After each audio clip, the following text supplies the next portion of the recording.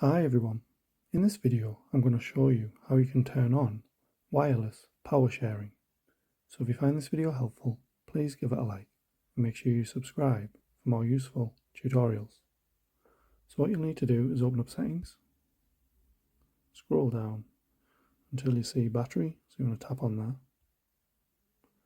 and then again scroll down, then you should see wireless power sharing, so you want to click on that.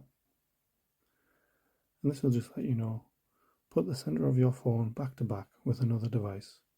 If you have trouble connecting or charging is slow, remove any cover from each device. You could also click on battery limit as well.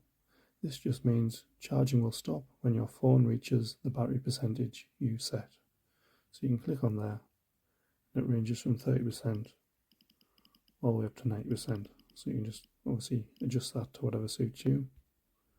Then obviously all you need to do is just toggle it on at the top, and that'll turn on wireless power sharing.